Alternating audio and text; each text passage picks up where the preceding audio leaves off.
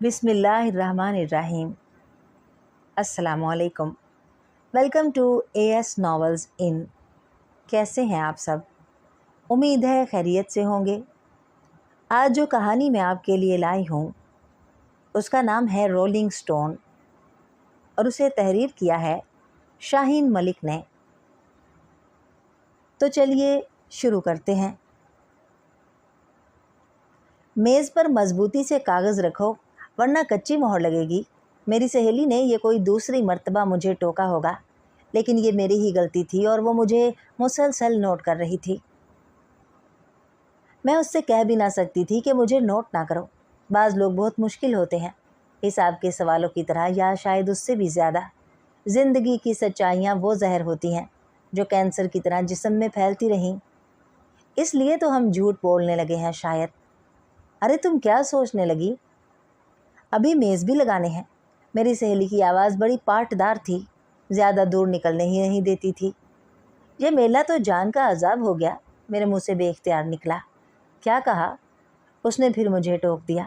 کچھ نہیں، آؤ بینر لگائیں۔ اور ہم دونوں سب سوچوں کو چھوڑ چھاڑ کے اپنے فلاحی ادارے کے بینر لگانے لگی۔ حالانکہ اس وقت بھی میں سوچ رہی تھی شاید میں پاگل ہو گئی تھی۔ بینر لگ چکے تو چارٹ بنانے کا مرحلہ درپیش ہوا۔ سب کچھ ٹھیک ہو رہا تھا۔ شام ہوئی تو میلے میں لوگوں کی بھیڑ بھی بڑھ گئی۔ خواتین کے لیے لگائے جانے والے اس میلے میں صرف آرگنائزرز کی حیثیت سے مرد شریک ہوئے تھے، اس لیے خواتین خود کو خاصا محظوظ اور بے تکلف محسوس کر رہی تھیں۔ اس لیے ہم یونیورسٹی کی طالبات بھی خاصا لطف اندوز ہو رہی تھیں۔ میں ایک اہم ذمہ داری کو نبھا رہی تھی، لیکن خیالوں میں اٹھنے والے بگولوں کو نہ تو یہ میلے کی بھیڑ باڑ ہی کم کر سکتی تھی اور نہ ہی میری کوئی شعوری کوشش۔ مجھے یاد آ رہا تھا وہ وقت جب میں میٹرک میں تھی اور ہم نے اسکول میں مینا بازار لگایا تھا۔ ایسی کوئی بھی خاص بات نہیں تھی پر لوگوں کے لیے، لیکن انہیں کیا پتا میں آج تک اسی مینا بازار میں اپنے اسٹال پہ بیٹھی ہوں۔ وہاں میں نے ایسی ہی بے وقوفیاں تو دیکھی تھیں، جانے کیوں ہر چہرے پر اسی کا چہرہ سج رہا تھا، اور یہ ہر چہرہ اسی کے رنگ کا ماسک سجائے آج میرے سامنے کیوں آ رہا تھا۔ میں خود حیران تھی، اور یہ معمہ ہی تو تھا۔ میرے سامنے ایک سائن بورڈ لگا تھا، وہ بار بار سبز، سرخ اور پیلے رنگ بدلتا اور بہت خوبی کے ساتھ تشہیر کا مقصد پورا کرتا جاتا، اور مجھے اس کی وہ دو آنکھیں یاد آ گئیں جو اپنا سچائی کا رنگ کھو چکی تھیں۔ کیا اسے یاد ہوگا کبھی اس نے کہا تھا، ان آنکھوں میں نیند کیا سمائے جن میں تمہاری یاد کے دیپ جلتے رہتے ہوں۔ اس وقت کوئی پوچھتا میری دھڑکن سے کیسے گیت چھڑ گئے تھے۔ مجھے ان سب کے بول یاد۔ کاش تم آؤ اور میں دیکھ سکوں اتنے سال بعد تم کیسے ہو۔ میں نے زیر لب دعا مانگی۔ آج کہاں ہو تم؟ میری سہیلی نے پھر مجھے ٹوکا۔ پتہ نہیں۔ مجھے نہ اس کا پتہ معلوم تھا نہ اپنا، بس یہ معلوم تھا کسی نے سرخ چوڑیاں توڑ کر میری راہ گزر پر بچھا دی ہیں اور میرے سارے جوتے چوری کر لیے ہیں۔ میں سوچوں میں ہوں کہ کیسے آگے بڑھوں۔ سنو، کیا تم نے کسی کے آنے کا کہہ دیا تھا؟ میری سہیلی میرے دل کا چور پکڑنے کی کوشش کر رہی تھی۔ ہاں، نہیں تو یہ کس نے میرے چہرے پر لکھ ڈالا تھا؟ اچھا، شاید میں ہی غلط سمجھی، اس نے اس انداز سے کہا جیسے وہ مجھے جھوٹی سمجھ رہی ہو اور بڑا پکا یقین ہو اسے۔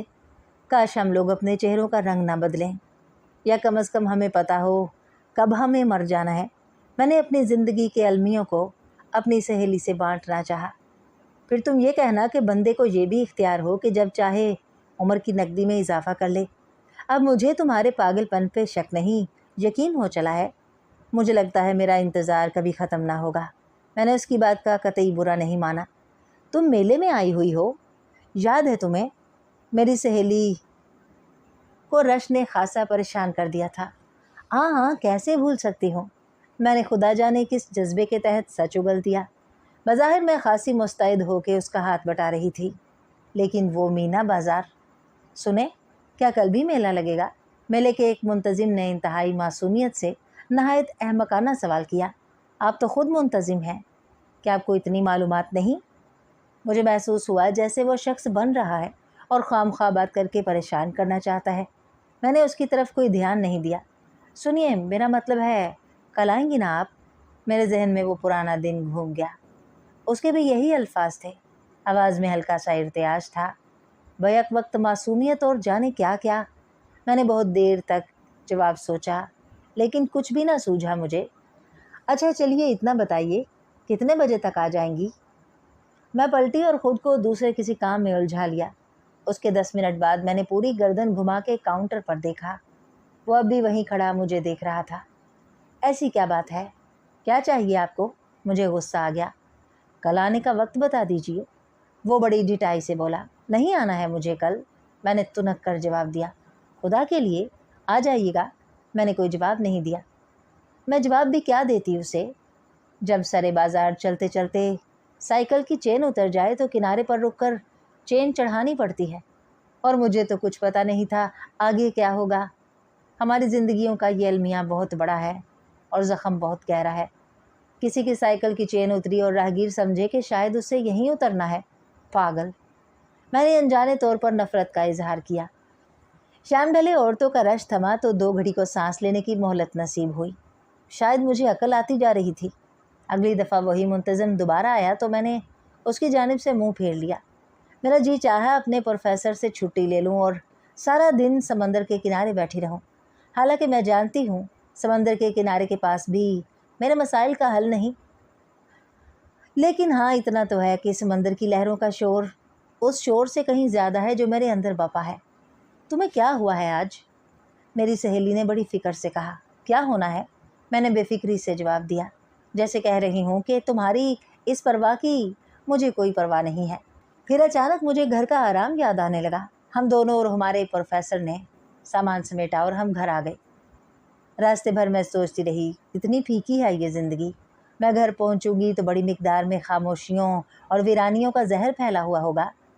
मेरे भाई डिनर पर बाहर होंगे और मेरी बहन एक सोफ़े में धंसी जाने क्या अल्लम अकल्लम सोचती जाती होगी।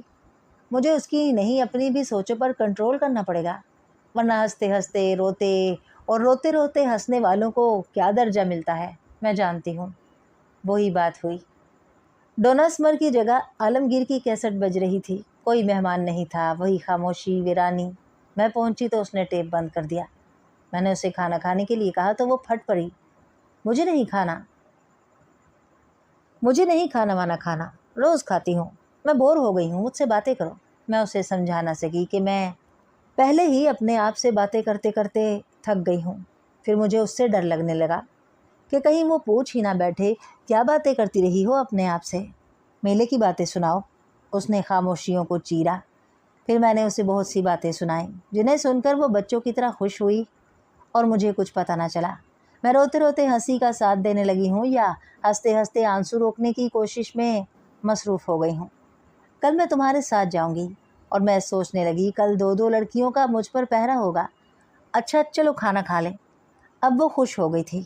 हम खाना निकालने लगी। मेज़ तक आते आते मैं दोबारा सोचने लगी, क्या ही अच्छा होता मेरे छोटे बड़े बहुत से बहन भाई होते जो बहुत शोर मचाते, या फिर मेरे माँ बाप ही होते। पहले लुक में ही से पेट भरने लगा। मेरी बहन बगैर सोचे खा रही थी, लेकिन मुझे लगा जैसे मैं कब्रिस्तान में नंगे पैरों खड़ी हूँ। वापसी का रास्ता नहीं है और कोई कब्र खाली भी नहीं। 2 मोटे मोटे आंसू गालों से फिसलते हुए गरम चादर पे मोतियों से चमकने लगे, बस जैसे इन्हीं की कसर रह गई हो।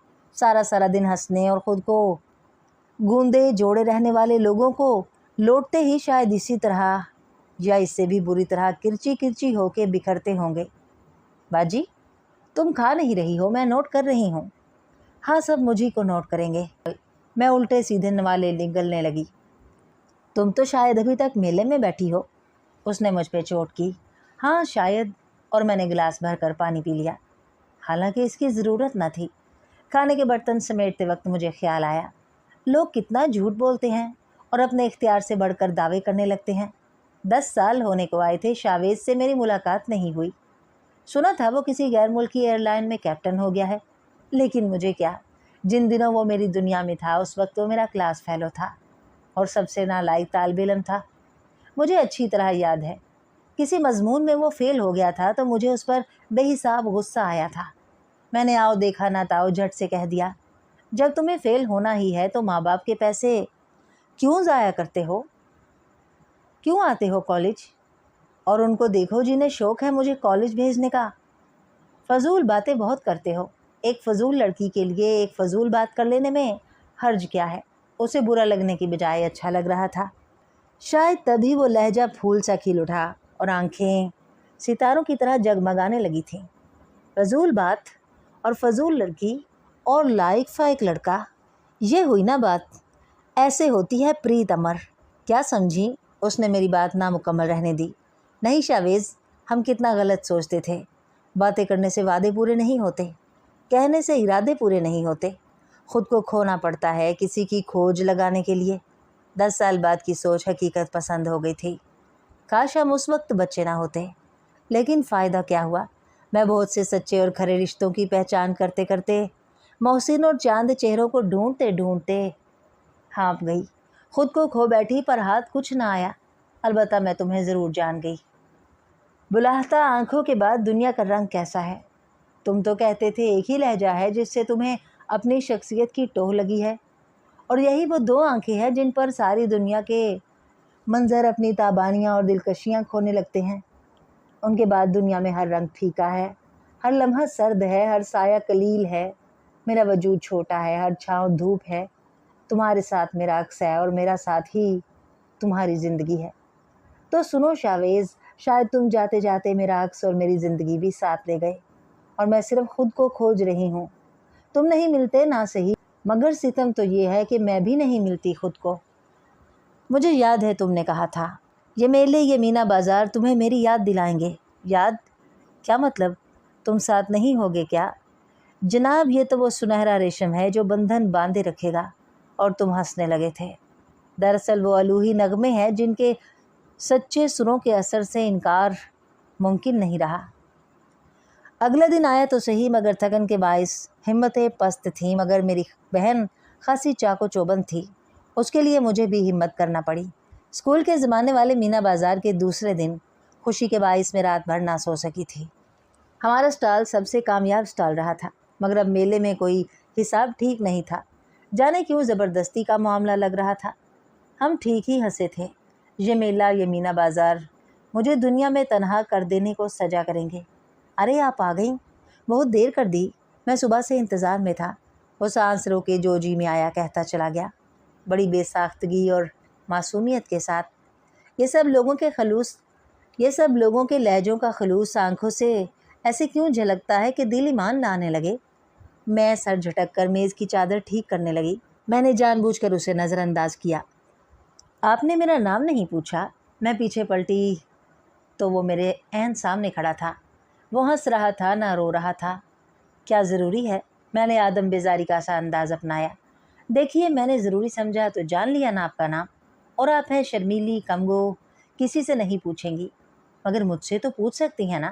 اس کے لہجے میں یہ کیسی گھنٹیاں تھیں جو شور مچاتی ہوئی دلوں کے تاروں کو چھوتی ہوئی روح میں چبھنے کے لیے جگہ تلاش کر رہی تھیں۔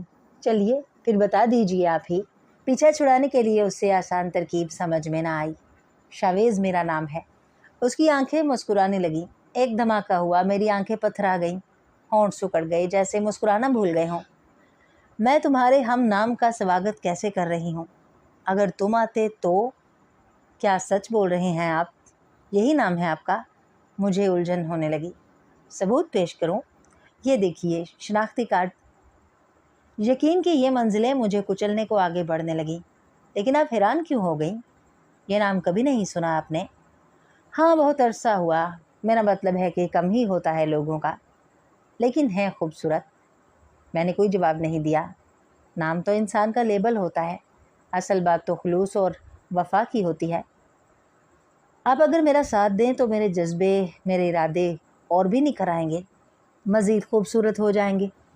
آپ میرا وقت ضائع کر رہے ہیں، میں نے سختی سے جواب دیا، جسے یقیناً بہت سے لوگوں نے سن لیا ہوگا۔ آپ کو قائل کرنے کے لیے میں زندگی کے ہر قیمتی لمحہ ضائع کرنے کو تیار ہوں۔ اس کا سرخ چہرہ اس کے جذبات کی بھرپور عکاسی کر رہا تھا۔ مجھے آپ کی زندگی کی کوئی پرواہ نہیں، کیا سمجھے؟ زہے نصیب، مگر مجھے تو آپ کی زندگی کی پرواہ ہے۔ وہ بڑی ضد سے بولا۔ آپ جا نہیں سکتے؟ نہیں۔ میرے ذہن میں وہ لمحہ گھوم گیا جب سوجی سونجی آنکھوں والا شاویز کہہ رہا تھا، اب کے تو پڑھنا ہی پڑے گا، آخری سال ہے، تم تو اس کے بعد گھر بیٹھ جاؤ گی۔ मैं अकेला तो कॉलेज की दीवारों से सर फोड़ डालूंगा। नहीं भाई, ऐसा नहीं होना चाहिए। उस जैसा हौसला और उस जैसा सच्चा इरादा, ये और बात की सदाकत की चाशनी मध्यम पड़ती चली गई। मेरा क्या जाता है, नहीं जाइए। मैडम खुद ही डांटेंगी आपको, तब क्या इज्जत रहेगी। मैंने उसे डराना चाहा।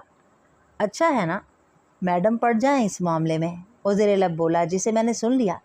मेरी बहन ने उसे दीवानों की तरह खड़े देखा तो पूछे बिना ना रह सकी, बाजी ये क्या चाहता है? ये लड़का मेरी रूह में छुपे हुए एक नाम को तलाश कर रहा है और अब मेरे ख्वाब छीनना चाहता है। ख्वाब कौन छीन सकता है आंखों से? मेरी बहन ने बड़ी समझदारी से कहा।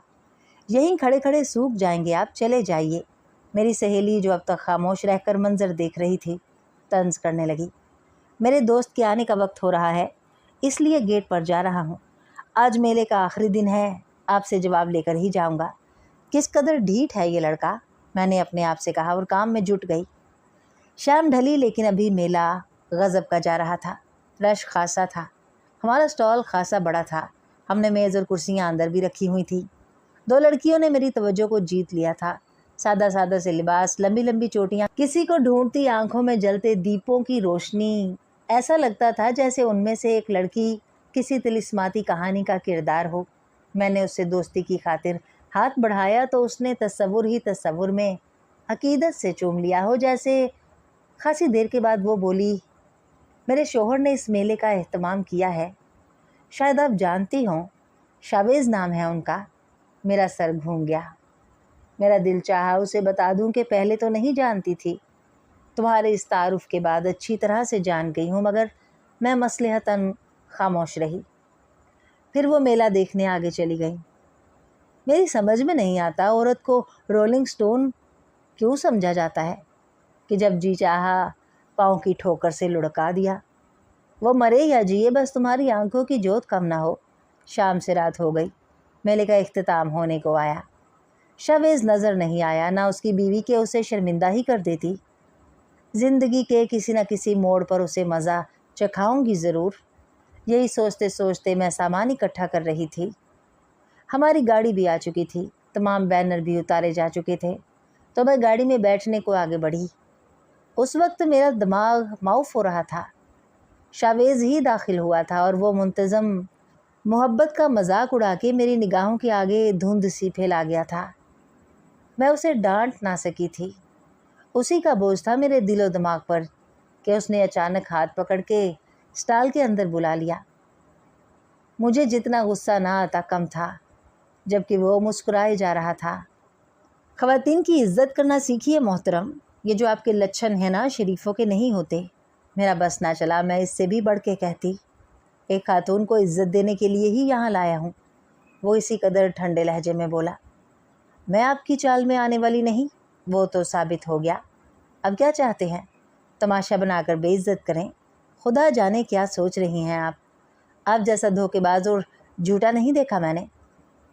ना ना ना, ये कहिए इस शावेज़ के बारे में क्या ख्याल है? और वो है यहाँ इस वक्त। उसने शावेज़ की तस्वीर आगे की, फिर उसकी जीती जागती मूरत भी। कोई जवाब बन ना पड़ा, बस आंसुओं ने रास्ता देख लिया। ओ यू फ्लर्टियर, मैं चीखते हुए भागी और गाड़ी का दरवाज़ा ज़ोर से बंद कर दिया।